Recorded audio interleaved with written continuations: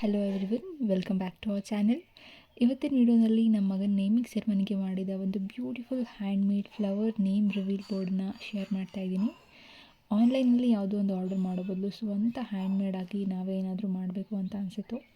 Because handmade things always hits different ಅಲ್ವಾ, especially when it's for your baby. Okay, first laptop screen use ಮಾಡಿ Kannada ಲೆಟರ್ಸ್ನ trace ಮಾಡ್ಕೊಂಡ್ವಿ.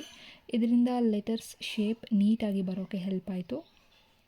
ನಂತರ trace ಮಾಡಿರೋ ಲೆಟರ್ಸ್ನ ನೀಟಾಗಿ cut ಮಾಡಿಕೊಂಡು ಕಾರ್ಡ್ಬೋರ್ಡ್ ಮೇಲೆ ಅರೇಂಜ್ ಮಾಡಿಕೊಂಡೆ. ಇಲ್ಲಿ ಲಾರ್ಜ್ ಸೈಜ್ ಸಿಂಗಲ್ ಕಾರ್ಡ್ಬೋರ್ಡ್ ನನಗೆ ಸಿಗಲಿಲ್ಲ, ಅದಕ್ಕೆ 2 ಕಾರ್ಡ್ಬೋರ್ಡ್ನ ನಾನು ಜಾಯಿನ್ ಮಾಡ್ಕೊಂಡಿದ್ದೀನಿ. ಲೆಟರ್ಸ್ನ ಕಟ್ ಮಾಡಿದಾದಮೇಲೆ ಅದನ್ನು ಪೇಸ್ಟ್ ಮಾಡೋ ಮುಂಚೆ ಅದರ ಸ್ಪೇಸಿಂಗ್ ಮತ್ತು ಅಲೈನ್ಮೆಂಟ್ ಸರಿಯಾಗಿ ಇರೋ ಹಾಗೆ ನೋಡಿಕೊಂಡು ಪೇಸ್ಟ್ ಮಾಡ್ಕೋಬೇಕು. ಇಲ್ಲಿ ನಾನು 2 ಕಾಂಟ್ರಾಸ್ಟ್ ಕಲರ್ಸ್ ಇರೋವಂಥ ಫ್ಲವರ್ಸ್ನ ಚೂಸ್ ಮಾಡಿದ್ದೀನಿ, ಪರ್ಪಲ್ ಮತ್ತು ಯೆಲ್ಲೋ. ಈ ಫ್ರೆಶ್ ಫ್ಲವರ್ಸ್ನ ಚೂಸ್ ಮಾಡಿರೋದ್ರಿಂದ ಇದನ್ನು ಸ್ಟಿಕ್ ಮಾಡೋಕ್ಕೆ ನಾನು ಹೋಮ್ ಮೇಡ್ ಗಮ್ ಅಥವಾ ಕ್ರಾಫ್ಟ್ ಗಮ್ನ ನಾನು ಮನೆಯಲ್ಲೇ ಪ್ರಿಪೇರ್ ಮಾಡ್ಕೊಂಡಿದ್ದೀನಿ.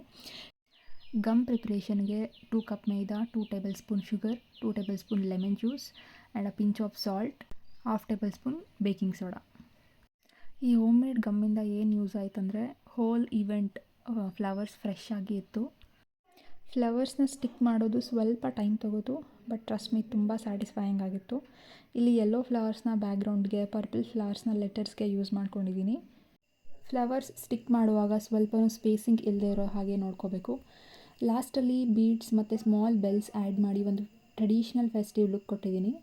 ಆ ಲಿಟಲ್ ಡೀಟೇಲ್ಸ್ ಬೋರ್ಡನ್ನು ಇನ್ನೂ ಬ್ಯೂಟಿಫುಲ್ಲಾಗಿ ಕಾಣೋ ಥರ ಮಾಡ್ತು. ಓಕೆ, ಫೈನಲಿ ನಮ್ಮ handmade name reveal board ready ಆಯಿತು.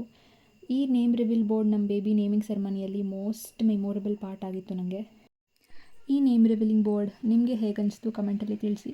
Thank you for watching. If you like this video, don't forget to like, share and subscribe. Thank you.